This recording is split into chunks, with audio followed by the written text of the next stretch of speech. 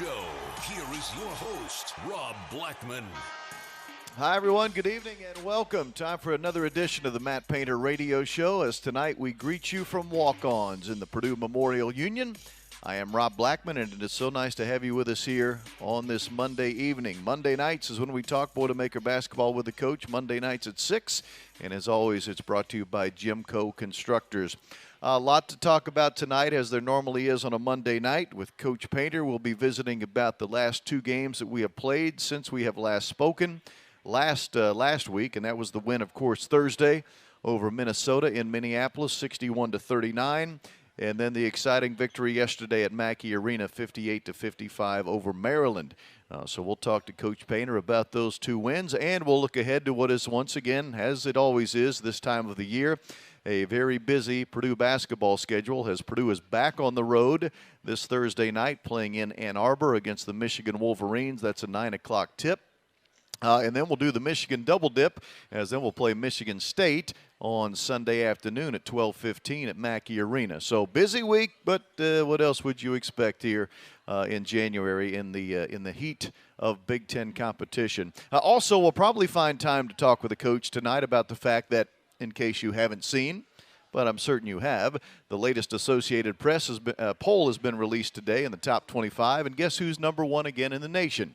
If you guess the Purdue Boilermakers, a good guess by you, because Purdue is number one again here. After being number 3 for the last couple of weeks, Purdue elevated to the number 1 ranking as they were for 4 weeks earlier in the season.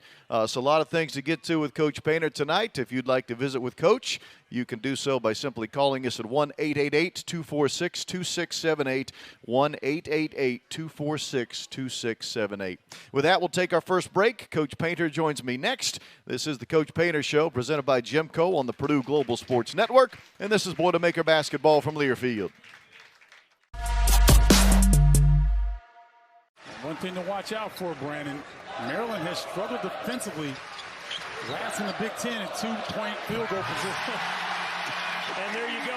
What a start for Purdue and Zach Edey. But you'll see this quite a bit. Purdue will do a lot of different things to enter the ball into Zach Edey. And if you don't have help and you're not pressuring that pass, the program has been able to recruit and develop talent is unparalleled in college basketball. So much consistency into the shot clock. Lawyer. Whoa, the bank is open on Sunday in West Lafayette. Well, under duress, it's better to sometimes be lucky than good, and Fletcher Lawyer's both, in my opinion, because it's going to be too difficult to score against this Purdue defense in the half court. Caleb first with a rejection. Kaufman ring, scores it. Purdue is at home, playing off the defense, good block there, initiating the fast break, and then Kaufman ran. 41 blocks and now 28 fouls on the season. Just a crazy statistic. Into the shot clock here. Morton just inside the arc, and he got it. Try to take a difficult shot over Edey. It's a nice pass out to Hart. Neither team's been able to hit threes, but Purdue hasn't needed them. They've got a guy that's 7'4" that can do that. Well, the one loss Purdue had against Rutgers, the pressure bothered them. Yeah, and these bigger guards. Maryland's got some nice soft guards as well. Ooh, what a pass indeed. Nice job by Braden Smith getting downhill, drawing the defender for the shot block, but giving it over to Zach for a nice alley-oop.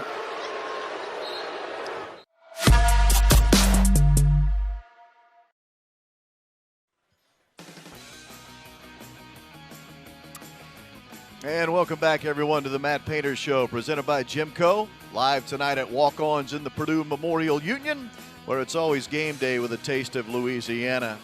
Coach Matt Painter is alongside. The coach will join me in just a moment, but I want to make sure I mention this up front because I don't want to get to the end of the show and forget it. As many of you know, yesterday was our annual Hammer Down Cancer game, the game played at Mackey Arena against Maryland. And the numbers are in for the most part. When you look at the game-worn jerseys that our players wore yesterday, as well as the shooting shirts that they wore, those were both auctioned off. Also, money was raised on for messages to be displayed across the ribbon board. For those of you that were at Mackey Arena yesterday, you would have seen some of these messages. All told, we came in right at $45,000 raised yesterday. $45,000. Anyone have a guess to whose jersey was raised the most money? Anyone have a guess? Just Zach Edey, correct. $6,800 for Big Z. Mason Gillis at $5,500, Braden Smith $4,500, and what makes me extra thrilled about making this announcement tonight is that money going directly to the Larry Clisby Research Endowment Fund for the Purdue Institute for Cancer Research. So anytime I can get the Clis's name in on the Coach's Show, I'm thrilled about that. Time to visit with Coach Matt Painter and talk about what's transpired since we talked last week, Coach Paint. Couple of wins, one over Minnesota. Yesterday's win over Maryland. Minnesota, a little bit easier than that Maryland win. Terrapins gave you all you could handle yesterday. That was a typical Big Ten January game, I thought. Yeah, no doubt. I thought our guys were ready to play against Minnesota. I thought the defense was fabulous in the first half, obviously holding them to 12 points. When you get into those games there and, you got to be able, and we didn't do a good job with it in Maryland. We should have been in a better position at halftime against the Maryland game. You say, well, you're up 14 points. But if you go back and watch it, we miss layups. You guys don't know sometimes what we're doing and what we're running and all that good gravy stuff. But we just didn't execute a couple things. It should have been around 20. Obviously, we don't play well in the second half. But I thought we kept extending and we kept defending against Minnesota. And that's what you have to do. It's a hard thing because it's, you bring the human element into it. One team gets up, one team gets down. If you watch NBA games, it happens all the time. Some team gets up 18 points. You're like, well, this game's over. Then all of a sudden, you flip the TV around and you watch a couple other channels and you flip back, and all of a sudden that team's down 2.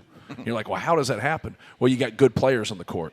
And it's just kind of human behavior when you get up. Sometimes you don't keep doing the things that got you in that position. You're keep doing those things. But you do have another team that's going to be more aggressive, fight back in. Easier to make shots when you're down 18. It just is. Easier to make shots when you're up 18. But when the game's tight, that's when, who can make shots, in those situations. So it's a little bit different for us. I thought, ready to play against Maryland, different style once again. But we were still in a good position. The start of the second half was just we turned the ball over, we miss a layup, we shoot an out-of-rhythm 3 right away. We do 2 or 3 things defensively where we just weren't as detailed. I thought our defense in the first half against Maryland was really good. I thought we were really active. We were good in rotations. We had high hands. We never let Jameer Young get going in the first half. That he got going a little bit in that second half. So we did some really good things, but just like how some things snowball in your direction from a positive sense, it snowballed in a negative sense there. And we just couldn't complete plays. We miss a layup. We would drop the basketball. We just weren't focused there. You could talk about playing 3 games in 7 days, but you have to keep your focus and you have to keep your attention to detail, and we just weren't very good there. And we got a couple calls go against us, but you got to understand, everybody gets calls that goes against them. You got to be able to play through that thing and be able to do it. I thought we made our free throws, which is a good thing, but you just got to be better offensively. The thing that killed us in that game, and we grinded it out, right? There was no field goals in the last 4 or 5 minutes of the game for either team. They just made free throws. The thing that killed us is when we give those turnovers or someone doesn't get back as a safety. We had 2 different times that we had a guy who was supposed to be a safety just not go back as a safety. And so now they get a long rebound, and now we put 2 guys back. So when a shot goes up, those 2 guys should be going back. But if one of those guys shoot the basketball, and then one guy's back, and then we pick up the ball so they can't kick it ahead. But when you have crazy, long rebounds or you turn the ball over, now it's gone. And so they had a handful of transition plays that really helped them because if they would have had just a score in the half court, they weren't getting to 50. Yeah. We held them to 21 at half. It would have been right around there. It would have been in the mid-40s. Our guys were doing a good job with things. But then you have those breakdowns, and when you score easily like that and you're giving it to them, I always call it Purdue beating Purdue. You can't beat yourself. You got to let Maryland. So when Maryland hits a tough shot, don't ever be mad about that as a coach. Just stay with it. Just keep making them make tough shots. Get them off the line. Don't let them in the paint. Make them shoot those tough twos and get them out of rhythm, and then stick with it. But at the other end, keep getting good shots. So we have the best offensive rebounding percentage in our conference. We're the best rebounding team in the country. How about we take a shot so if we don't make it, we can get a rebound. But if you don't take a shot, you're killing yourself. And so, like, those things for us really, really hurt us in the Maryland game. With that being said, we still had enough resolve where we made our free throws, we got enough stops, and we're able to win another close game, which we've all been on the other end of that where you play really well, and then you lose a close game. You're like, oh, yeah, but you played really well. Like after one loss, like you can learn a lot from one loss. You don't need to learn from two losses. Just keep it right there. But that game could have went either way. And so that message needs to be brought, when we get to practice in our prep for Michigan. As you keep putting yourself in those positions and you got to fight to get there, it's one thing. But when you got a 14, 16-point lead, man, you got to be able to push that out. You got to play better. You got to get more quality shots. You can't turn the basketball over. So can we learn while we win is the question. And can you keep everybody on your team that's cool with winning? You know what I mean? Like, you can't be saying, well, we need to do this, we need to do this. Well, last time I checked, we won. Like, keep winning basketball games, keep learning, and keep staying together, and that's where you can have a special season. This is the Matt Painter Show presented by GEMCO. When we come back, we go to the phone line. So, Drew, stay close. You'll be first. This is Boilermaker Basketball on the Purdue Global Sports Network, and this is Boilermaker Basketball from Learfield.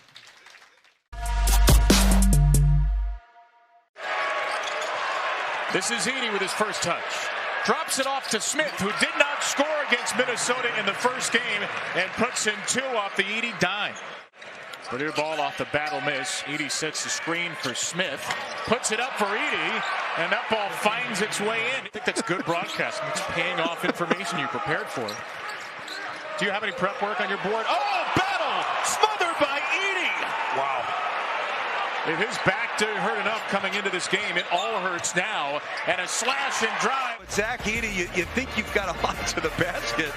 You were trying to be snarky, and then this. Hoffman-Wren kept his balance. He may have gotten a call. Lawyer into traffic, throws it off the rim and in. Assistant coach and now director of pro scouting with the Clippers, grandson of former Purdue player Al McFarland. And there he is with a steal. Lawyer took it away.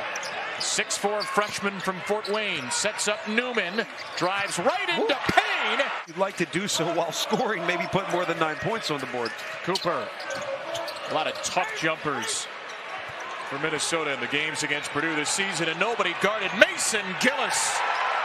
The unheralded freshman in Westfield High School, Mr. Basketball in the state of Indiana, throws it up for Edey. That is the fullest of extensions. Got the rebound, and as he's dribbling up the court, he is surveying. He had his eyes up. He knew exactly where he was going to go. Why?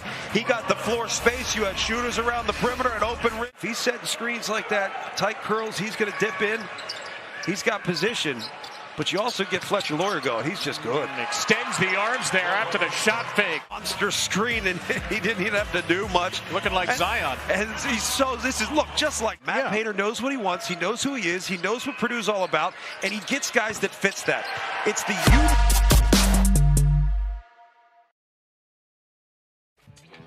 Welcome back, everyone. It is the Matt Painter Radio Show brought to you by GEMCO Constructors. GEMCO Constructors is supporting your Boilermakers as the presenting sponsor of the Matt Painter Show. Proud partner of Purdue Athletics, GEMCO Constructors, Boiler Up. All right, let's go to the phone lines, 1-888-246-2678. We begin with Drew from Raleigh. You are first on the show. Drew, welcome. Hi, Coach. Congrats on another great week and a historic start to the year. I had one comment, one question for you. I know a lot of officiating's out of Zach's control, obviously, but I wanted to really give him credit for what he does control. As best as I can tell this year, he's averaging the lowest fouls per 40 of any big man you've had since Juwan, and I can't even begin to imagine the amount of work he's put in to be able to play 30-plus minutes at 300 pounds. I think that's something that we really take for granted as fans, so kudos to him and really everyone for doing things the right way. My question is, after the Virginia game in 2019, you were quoted as saying, they didn't let other people's opinions tell them how good they were going to be this year. I don't mean to compare the two teams, but it feels like the exact same could be said of this year's team as well. I was just wondering if you could talk about how much fun it is for you personally to be able to coach this group, see them represent Purdue the way that they do, and if there are any moments maybe from the summer or preseason where you saw glimpses of this kind of potential. Best of luck staying up for the 9 p.m. tip on Thursday and beating the state of Michigan this week. Yeah, well, thanks for the call. Yeah, there's some similarities. Obviously, Carson was a lot different and very unique, and Zach's a lot different and very unique. So it's a lot of times that a lot of people look at us and say, well, like in recruiting, like that's not like a Purdue type of a big man, where we've really had a lot of different types of big men. You know, you got Carl Landry, Jawan Johnson, A.J. Hammonds, Isaac Haas, Travion Williams, Matt Harms, Zach Edey. And so I probably left somebody at Caleb Swanigan. You know, and so like those guys have really – we've had a lot of different type of guys, you know, in the pivot and kind of playing through them and just kind of playing to their strengths. Carson was so electric. You know, he led the nation in field goal attempts that year. And so it was different than the year before because we had great balance with PJ and Dakota and Vince, Isaac, and him as starters. And then Klein was our second option with that group. We did a lot of slipping with Matt Harms. Grady just kind of played off of people. Nogel Eastern was more of a defensive player, rebounder, defender, which he was a great defender. And so, like, we had good roles with that team. But sometimes when you are heavy on the perimeter, how are you going to steal points? Like, how are you going to get to the free throw line? How are you going to get layups? Like, that's hard. So we did a lot of slipping with Matt Harms and tried to get him some layups there. We tried to do some stuff where Carson was driving the ball. But we got really good at offensive rebounding, and that was a way that we could get more field goal attempts with that group with Carson. Now we are a very good offensive rebounding team again. And so I think that's something that's similar with that. But we shot a lot more threes with that group, rightfully so, with Carson and Klein and Grady, you know, being in that starting lineup. And that's just, you know, it's different because we were 6 and 5 with that group. So you had a lot of people trying to tell you, you know, we were kind of trying to mold our team, and we were working through some things. And we had a tough schedule, but still we weren't as polished early as this team is here, even though we have some younger players on this team. So kind of trying to figure things out and go with it. I liked the fact that, you know, Zach Edey is a great place to start. I don't understand how we can't be ranked in the top 25 in the country and you have somebody like that. Like, you know, just think he was preseason All-American. Yeah, like he's first team all preseason All-American. Like I just right. and I could care less. Like I'm not going to go, you know, around the state and complain about it. But I just don't understand people that consider themselves basketball people, how you can't look and say, hey, like, this guy's one of the top 5 players in the country. You know, Purdue's going to be all right. They're like, well, you don't have a point guard. You don't have this. You don't have that. And I'm like, well, we actually do. Just because they didn't play last year doesn't mean we don't have somebody. And you got to be able to look at it, and you got to be able to evaluate and be able to, you know, pay attention to things. But I like the way we pieced together. And so, obviously, we had 4 players that didn't participate in any summer workouts because they're hurt. So we weren't together in the summer all playing, and that was a little bit different. But I've just liked the attitude of our guys. Like right now we have people like David Jenkins has got an unbelievable resume. Like Trey Kaufman is going to be all conference in this league. You know, Mason Gillis has started for us for a season. Brandon Newman has started for us for a season. That's hard, man. That is hard for all 4 of those guys because they're all 4 quality players. And now they come off the bench for us. It doesn't mean it ends that way because anything can happen, but they've had great attitudes. They've worked hard, and sometimes they just get short minutes. And that, you know, what you got to explain to them is that, you know, they've been on the other end of that before where the other guy sometimes just gets short minutes because you stick with that other guy. But they've kept a great attitude. So, but that's what having a great team is about. You know, you got more than 5 starters. You know, and we have more than 5 starters. And so we've been able to kind of push through some things, get some good wins early, and just kind of build from there. With that being said, we've been very fortunate because we've won some really close games, and those guys have made plays. Fletch has made shots, you know, at a couple of those games. Last night, Braden Smith has to make those free throws. You know, he misses those free throws, we're in trouble. Like, we're in a tough spot. Now they don't have to go shoot a 3, or they don't have to worry about us fouling them and putting to the free. So you're not in that game when it's 1 point, right? You're not in that game when it's 2 points. So now they get to play on. So you're in a whole different ball game with that. But he made his free throws, and so we never had to get there. And that's pretty cool. And Braden's really stabilized us because now when people come and press us, you know, he does a really good job. You know, he's that quintessential point. He does a good job of bringing the ball up, and it's not perfect, but he's been really good. And Fletcher's obviously been really good with things. Ethan Morton's one of the best defensive players, and so he plays that role, and he has that size, and he can guard different people. Caleb has gotten much better defensively, and that's really helped him with that. And then Zach's just dominated. And then now, see, I believe we can grow and get better. Like, I believe, like, we've had some ruts, right? If you look at some of the games, if we've had some ruts. I think we can keep getting better and keep making improvements, and I think our skill level will even come back out, especially if we don't turn the ball over 15 times like we did it yesterday. Drew, thank you for that phone call. More calls here in 2 minutes on our Matt Painter Show presented by GEMCO on the Purdue Global Sports Network. This is Boilermaker Basketball from Learfield. How do you play after a win? All right, do you relax? Are you cool with it? Do you look at somebody's record? Do you understand that, like, yeah, we're going to be all right here? No, you're never going to be all right in this league. You keep coming back, and now, did you learn that lesson? Right? Did they serve something for us that's going to help us become a champion? Because we're not a champion yet. Triple time, Fletcher Lawyer. He already has 12 points. He's a down low for Caleb First, who dunks with 2 hands.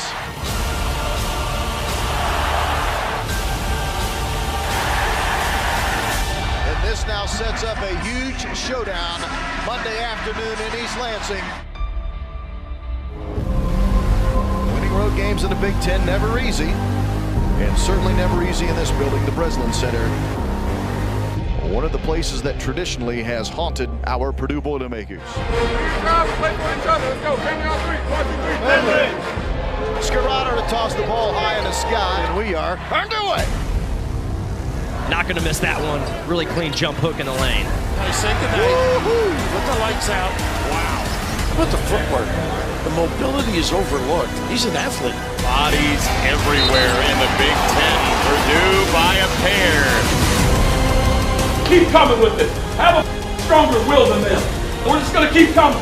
All right, we're going to keep coming. Don't you worry about it. A triple for Fletcher Lawyer, and Purdue desperately needed that 3 ball. A 3 in the corner from Caleb First is good. Draws the foul and scores. Lawyer wants the ball. Look at this kid. Lawyer into the post and scores. It is tipped away by Brandon Newman. Missed it, and Purdue escapes the Breslin Center. Exhale deeply, Purdue fans. You have earned it. And welcome back to the Matt Painter Show presented by GEMCO. Live tonight at Walk-Ons in the Purdue Memorial Union, where it's always game day with a taste of Louisiana. Purdue Global is Purdue's accredited and affordable online solution for working adults. Persistence pays off at Purdue Global. While we have a moment, time for the Pro Boilers feature, where we look at how a former Purdue student-athlete is doing in their professional sports career. Pro Boilers is presented by Indiana Kitchen Premium Pork Products. Get to know us at indianakitchen.com. Both our Pro Boilers and Indiana Kitchen are boiler-made. Last week, we gave a salute to Marcus Bailey since he and the Bengals had advanced in the NFL playoffs. So only fair that tonight we'll give a tip of the cap to George Karlaftis, since the Kansas City Chiefs have now advanced on in the playoffs. And we'll play the Bengals, ironically enough, in the AFC Championship game this coming weekend. What a season George has had for a true rookie. 33 tackles, 6 sacks, 2 fumble recoveries, and 7 pass deflections as the starting left defensive end for Kansas City. Not bad for a rookie. Plus, George's younger brother, Yanni, who plays here at Purdue, it's his birthday. So happy birthday to Yanni Karlaftis, by the way. Back to the phones we go. TD from Houston. I hope I have that right. TD from Houston is on next with the coach. Welcome, TD. Thank you. Hello, Coach. Congratulations on a successful season thus far. Thank you. I have a 2-part question. You and your players referenced the box scores during the press conference. You being a process-based coach, what are the team measurables in terms of field goals, 3-point percentages, free throws, rebounds, turnovers, in order to have a favorable outcome in a game? And then 2, when you discuss players plus-minus ratios, what ratios measure success? And I'll hang up and listen. Thank you. That is a fabulous question. That might be the best question ever. So, all right, here's the deal. I don't go on the plus-minus as much because there's a lot of variables that don't calculate with it. Even though there is some merit to it, it's the score of the game while you're in the game, but it doesn't really take into effect who you're in the game with. So say I play with Zach Edey a lot and you don't, and we're going to compare us, all right? I think I have an advantage right there. And I'm just in the game with Zach and you're not. So, like, the more you can play with the guys that are better decision makers and more efficient players themselves, you could go out there and stand in a lawn, just sit in a lawn chair, and like you could be more offensive efficient than another person just because Braden Smith's a good passer, Zach Edey's a good scorer, Fletcher Lawyer's a good passer and shooter. So you kind of get my point there. So there's some things in the plus minus across the board, along with your offensive and your defensive efficiency. So I think that's where you're going with it. So when people say, like, we're the 6th or 7th best scoring team in our league right now in conference play, but we're the #1 efficient offensive team in the country. So you can look at it and see the total of points and then see it. Now, we could have dropped after last night. Sometimes it's tough after 20 games because we didn't have a great offensive efficient game. So with that, and that's what we really work towards. So I look at it in theory when you say, hey, somebody knows how to play the right way. Like Grady Eifert, we'll use him so we don't get anything personal with anybody on our team. Like Grady Eifert could make an open three, he could make a layup, and he can't shoot a pull-up. He really can't do anything in between when it comes to shooting. All right, you would say right there, well, that's offensive, like, or whatever. Well, he realizes it, and he does it. And so he doesn't do things that he can't do. So he takes his open threes, he takes his layups, he sets screens, he gets offensive rebounds, he guards other people, he doesn't turn the ball over. That's all positive. And he follows a scouting report. He always does what we're asking him to do, and he's intelligent, and he plays hard, and he's tough. A lot of good qualities. He was the #1 efficient player in the country. And when we were 6-5, the world said I should take him out of the starting lineup. And that's why the world is not coaching Purdue. All right? He was the last person I should have taken out of the starting lineup. He only thing he was doing was helping us win.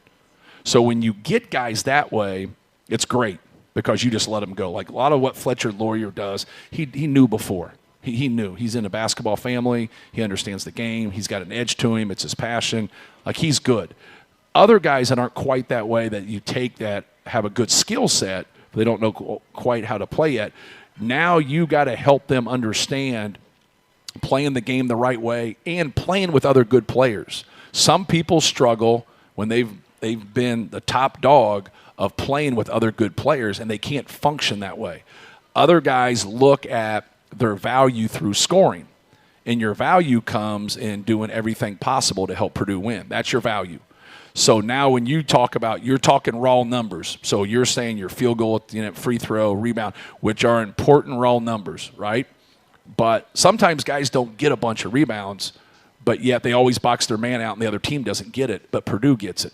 So they might not have a high level of rebound, but yet they're good box out guys. So you got to look at your rebound percentage for your team while they're in the game. And then sometimes it adds up, sometimes it doesn't. So then you'll see, hey, he doesn't get rebounds, and we're not very good rebounding when he's in the game. So it connects. Sometimes you're like, hey, he didn't get a lot of rebounds, but the other team rarely gets rebounds when he's in the game. So he's a good box out guy. So it's things of that nature. And who can follow a scouting report? Like when you get to some efficiency things offensively and defensively, like who can run plays, who can be in the right place at the right time, who can read things. Sometimes it's not just always following a scouting report, it's your read. Like, can you read things defensively? Can you read things offensively? Do you know how to play the game? Do you have good instincts? People that don't have good instincts that play the game of basketball need to be real simple. Real simple.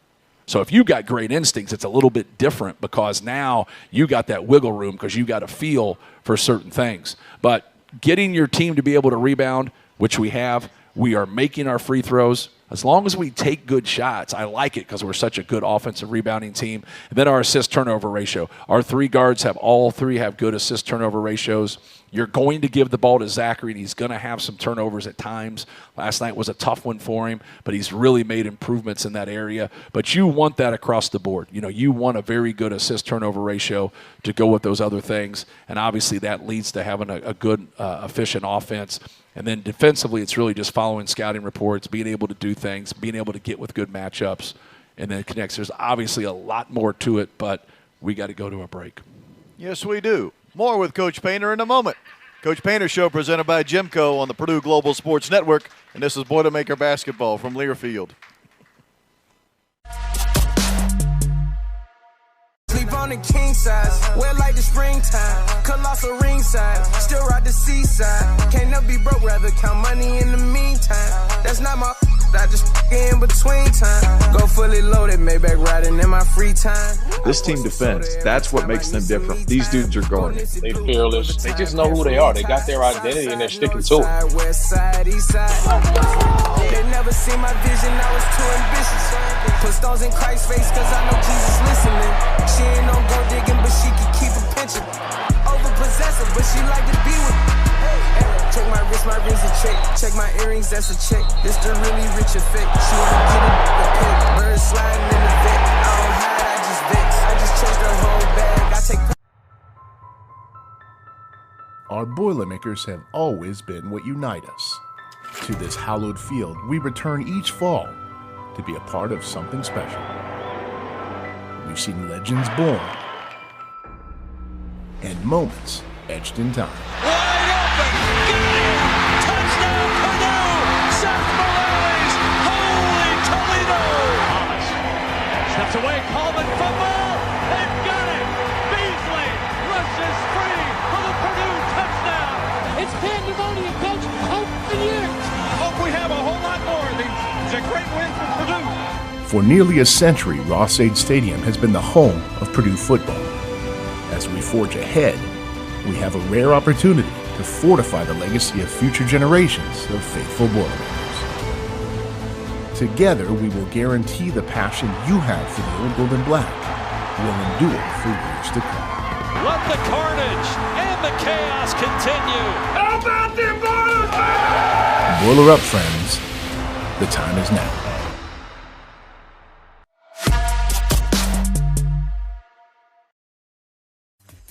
This is the Matt Painter Show. Welcome back. We're live tonight at Walk-Ons. Everyone needs a little playing time. So before a Purdue basketball game or any time throughout the week, stop by Walk-Ons here in the Purdue Memorial Union, where it's always game day with a taste of Louisiana.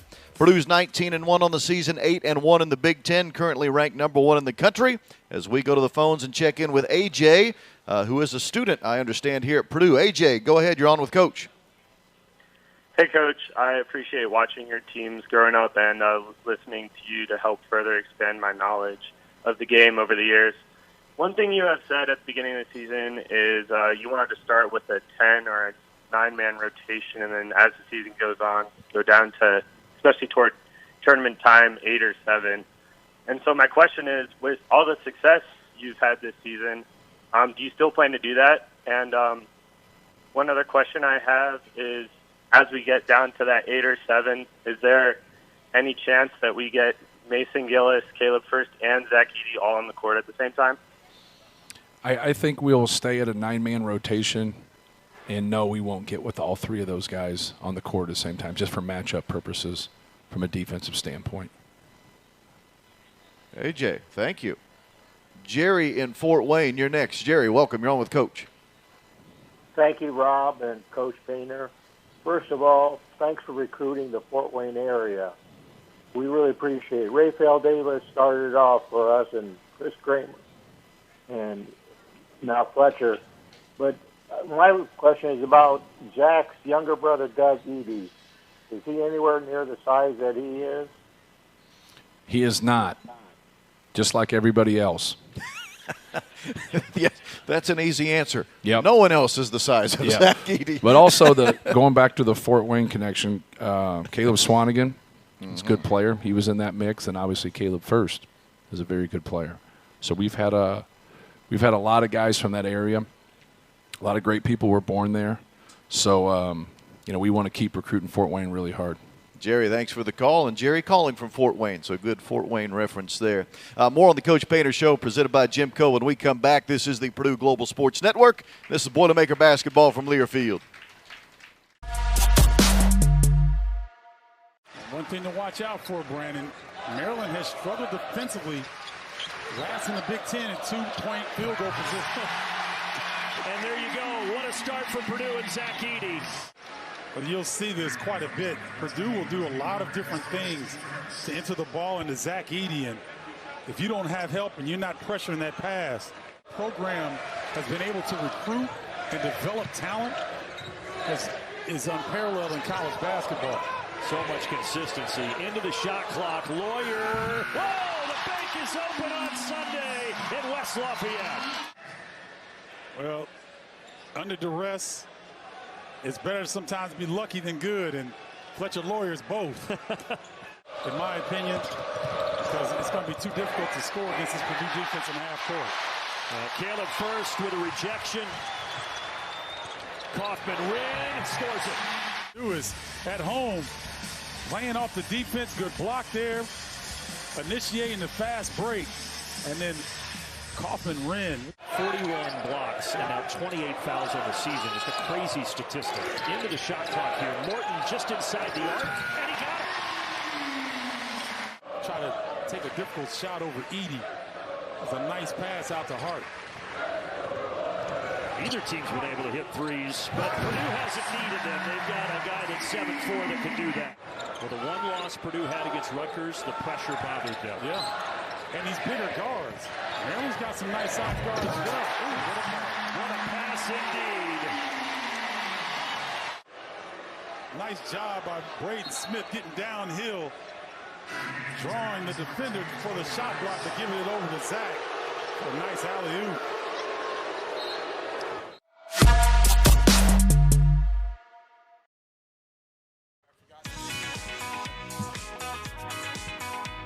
Welcome back, everyone. Matt Painter Show, presented by GEMCO, live at Walk-Ons in the Purdue Memorial Union, where it's always game day with a taste of Louisiana. GEMCO Constructors, supporting your Boilermakers as the presenting sponsor of the Matt Painter Show, proud partner of Purdue Athletics. GEMCO Constructors says, boiler up. I'm Rob Blackman. This is head coach Matt Painter, and we're going to welcome PK in from Missouri City to visit with the coach. PK, welcome. You're on the show. Yes, hi, PK. Congrats, Coach, to a fabulous year and what was supposed to, many of us thought was going to be a rebuilding year. Question is, why can't the Big Ten get over the hump in March? There's a lot of pundits out there who say the old school post-centric style of play is problematic, on defense, too one-dimensional on offense. And, I've read that since 2010, only an Anthony Davis-led Duke and Okafor-led Anthony Davis led UK and Okafor led Duke have won titles, as the big with its best players. So just curious to hear your take on it, considering, the way you've recruited and coached Purdue over the years. Yeah, it's a really good question. And you can go and you can, dive into that. I've never really dove into it. I've read that article, I think last year, the year before, that came out, and they talked about, I think it was last year, when they had talked about it. And then one of the things in the article was our defensive rating was so poor last year. They said nobody has went to the Final Four with the defensive rating this low. And that, right away. And obviously I knew, because I see it every day, that we weren't very good on defense. It was one of those things where you work on it more and you don't make strides. It's discouraging. And so at that point, you're like, let's score some points. Try to outscore them. Yeah, you don't say it to your players, but you're like, golly, how can't we get any better? And we're just so much better this year in rotations and understanding and just staying connected and doing our job. So, but back to your question about playing with your best. See, it's a theory question, but think about what you're saying. We're going to go with that theory and then not play to the strength of our best player. Everybody plays to the strength of their best player. You're saying, well, those teams haven't won a national championship. Why would you do that? Well, if your other guys were that much better than the guy that you're talking about, then you would take things to him. So you're asking somebody to go against the strength. And so maybe you're not a national title contender. Maybe you're not a Final Four team, but you're always going to do what's best for your team. And maybe being what's best for your team gets you to the Sweet 16 or the Elite 8 or the Final Four or wherever. But as a coach, you're always going to do what's best for your team. So right now, if I bought into that theory, so we shouldn't throw it to Zach Edey.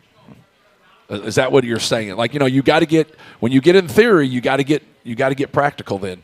Because you got to go play the game. So when I go play this next game, I shouldn't throw it to him? Everybody, like right there, we all should nod, guys. For the people we all should nod in unison.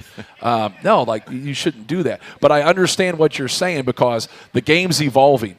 The three-pointers, the analytics of people that'll say the tough twos. You always hear me say tough twos. Tough twos are low percentage shots. You want layups, dunks, free throws, and threes. Analytically, that's what works, okay? And so that's the whole point of when you like see the game evolve. But where can we get the most quality player? Like getting Jaden Ivey was huge. Getting Carson Edwards was huge. Getting E'Twaun Moore was huge. But we've had more quality bigs and we probably had quality scoring guards, even though those three scoring guards right there are all really good. You know, Carson 3 years, J.I. 2 years, and E'Twaun 4 years. So, like, those guys there. But do you always have a guy on your team that is like that? We haven't. But we seem to always have a quality big. And that's what you've been able to do. So if I start recruiting a big guy and I start showing them numbers and saying, here's where we threw the ball inside last year more than anybody in the country. I don't know where we are this year. I would say we're close.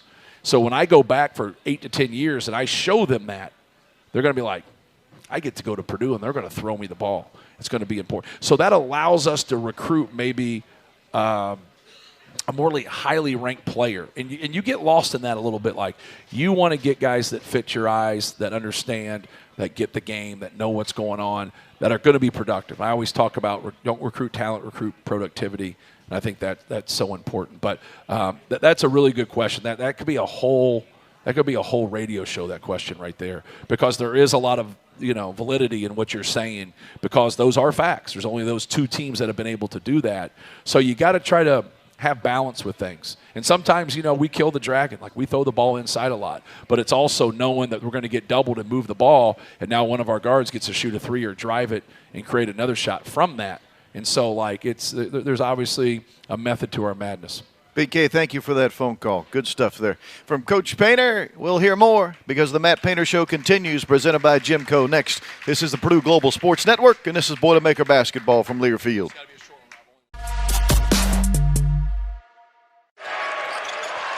This is Edey with his first touch. Drops it off to Smith, who did not score against Minnesota in the first game, and puts in 2 off the Edey dime. Purdue ball off the battle miss. Edey sets the screen for Smith. Puts it up for Edey, and that ball finds its way in. I think that's good broadcasting. It's paying off information you prepared for. Do you have any prep work on your board? Oh, battle! Smothered by Edey! Wow. If his back didn't hurt enough coming into this game, it all hurts now. And a slash and drive. Zach Edey, you think you've got a lot to the basket. You were trying to be snarky, and then this. Huffman-Renn kept his balance. He may have gotten a call. Lawyer into traffic. Throws it off the rim and in. Assistant coach and now director of pro scouting with the Clippers. Grandson of former Purdue player Al McFarland. And there he is with a steal. Lawyer took it away. 6'4" freshman from Fort Wayne sets up Newman, drives right into Payne. You'd like to do so while scoring, maybe put more than 9 points on the board. Cooper, a lot of tough jumpers for Minnesota in the games against Purdue this season, and nobody guarded Mason Gillis. The unheralded freshman in Westfield High School, Mr. Basketball in the state of Indiana, throws it up for Edey. That is the fullest of extensions. Got the rebound, and as he's dribbling up the court, he is surveying. He had his eyes up. He knew exactly where he was going to go. Why? He got the floor space. You had shooters around the perimeter and open rim. If he's setting screens like that, tight curls, he's going to dip in. He's got position. But you also get Fletcher Lawyer going. He's just good. And extends the arms there after the shot fake. Monster screen, and he didn't even have to do much. Looking like Zion. And look, just like Matt Painter knows what he wants. He knows who he is. He knows what Purdue's all about. And he gets guys that fits that. It's the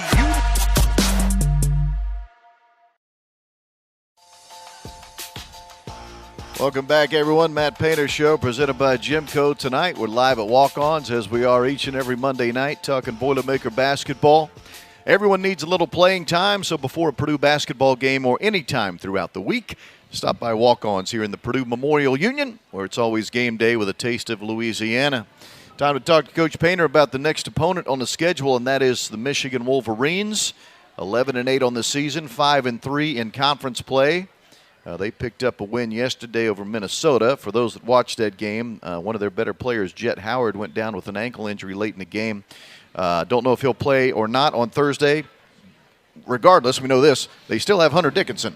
So that's really all you kind of need to know. 18 points, 9 rebounds a game, and one of the best players in our league. Yeah, Hunter's great, man. Obviously, we recruited him, and, you know, just a very cerebral, tough, skilled player. You know, he knocked down some threes, obviously, last year in our games and really dragged us out there, but can score with his back to the basket, can really pass on the perimeter, in the short rolls, out of the low post. Just a good all-around player. Like, you know, he'd be a good player if he was 6 foot. Yeah. You know, he just has a great feel, has a good toughness about him, but he's 7 foot. Right. So he's a really good player. Yeah. Jet Howard is fabulous.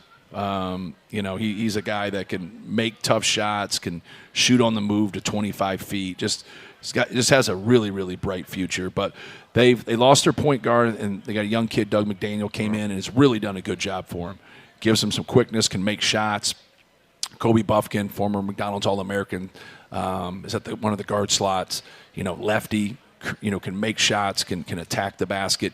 Good player. They can go big. You know, they have Terrence Williams in there, who's done a good job for him. He can make threes. You know, he's athletic, can pass the basketball. But then they can go big, and they can put Tyrus Reed in, another guy that we recruited, who's huge. And he's a really good player and is going to really take off when he gets more of an opportunity. But just kind of feeling his way as a freshman. They'll play him and Hunter together. And then they're tough to go against. And I know they've stubbed their toe a little bit, but they lost their point. They have a lot of youth, like a lot of the names that we're talking about, first, second-year type, you know, guys. So they're kind of doing – he's done a really good job, you know, like coaching these guys. And I know they're on the outside a little bit, but they're dangerous. They're a really, really good team, and this is going to be a tough game. Yeah, and you say on the outside, the fact of the matter is they have 3 conference losses, which means they're just 2 back of Purdue. Right. So, I mean, they win Thursday, they're right in the hunt. They're 1. Yeah, they're 1 back if they win there. So we haven't won there in 5 years. I don't think we've played 5 straight years there or anything. I think we've played 3 times. But still, we've had a really tough time with him. He's done a great job with the different teams he's had. Each year is kind of different. I think in college basketball now, the landscape, you got a lot of movement with all the transfers and different things. But they've had some guys leave early. They had 2 guys leave early last year that, you know, probably could have used another year of seasoning before they took off, but that's obviously their choice in doing things. So it's one of those games, and you're going on the road. We've had some success on the road that your guys understand being in Chrysler and being against Michigan. You know, they're tough to beat there. And so we're going to have to do a better job than we did, especially in the second half of our last game, of taking care of the basketball and getting quality shots. Our final segment of the Matt Painter Show, presented by GEMCO. When we come back, this is the Purdue Global Sports Network, and this is Boilermaker Basketball from Learfield. How do you play after a win? All right, do you relax? Are you cool with it? Do you look at somebody's record? Do you understand that, like, yeah, we're going to be all right here? No, you're never going to be all right in this league.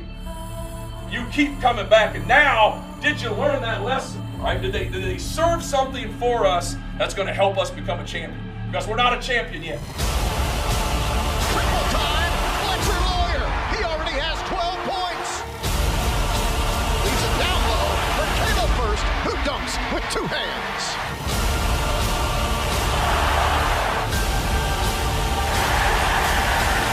And this now sets up a huge showdown Monday afternoon in East Lansing. Road games in the Big Ten, never easy, and certainly never easy in this building, the Breslin Center. One of the places that traditionally has haunted our Purdue Boilermakers. Scarrato to toss the ball high in the sky, and we are underway. Not going to miss that one. Really clean jump hook in the lane. I say goodnight. Put the lights out. Wow. Put the footwork. The mobility is overlooked. He's an athlete. Bodies everywhere in the Big Ten. Purdue by a pair. Keep coming with it. Have a stronger will than them. We're just going to keep coming. All right, we're going to keep coming. Don't you worry about it. A triple for Fletcher Lawyer, and Purdue desperately needed that 3 ball. A 3 in the corner from Caleb First is good. Throws the foul and scores. Lawyer wants the ball. Look at this kid. Whatever he draws up, execute it. Lawyer into the post and scores. It is tipped away by Brandon Newman. Missed it, and Purdue escapes the Breslin Center. Exhale deeply, Purdue fans. You have earned it. Final segment of the Matt Painter Show presented by GEMCO. I'm your host, Rob Blackman, reminding you our next broadcast comes your way Thursday night from the Chrysler Center, 9 p.m. for the tip, 8 o'clock for the broadcast. It'll be a late night Thursday night, fans. Purdue at Michigan. Here's a little nugget for you that, once again, I'll pat myself on the back because it took exhaustive research for me this afternoon. Once again, had to forfeit my typical Monday afternoon nap. That's why I've been a little crabby today, so I apologize. I find it interesting, and maybe you do, and I understand there's still a lot of season left. But I find it interesting that Minnesota, in the same season, the same team, has scored the most points against our Boilermakers at 70, and also the least amount of points of our Boilermakers at 39. Now think of how unique that is. Same team, same season, most points and least amount of points. So now you're saying to yourself, Rob, has that ever happened before in Purdue basketball history? Yes, it has. Let's go back to the 1930s. The 1937-38 season. Ward Piggy Lambert, our head coach. That year we lost at Illinois in January 51-43. The Illini scored 51 on us. But then February 7th, we turned the tables on them right here in West Lafayette, and we beat them 23-13. I'm assuming there was no shot clock for that game. So Illinois that year scored 51 and 13, highest and lowest. It also happened again under Ward Piggy Lambert, 1931-32. What a season it was. Purdue against Northwestern. February 20th, Purdue beats Northwestern 48-33. Now, how crazy is this? 33 points, the most scored against Purdue that season. 33 by Northwestern. And then on March the 5th, we beat them again, this time 31-17. 33 was the high, 17 was the low in that infamous 1931-32 season. Now, was that another great nugget or what? Please, everyone, a round of applause.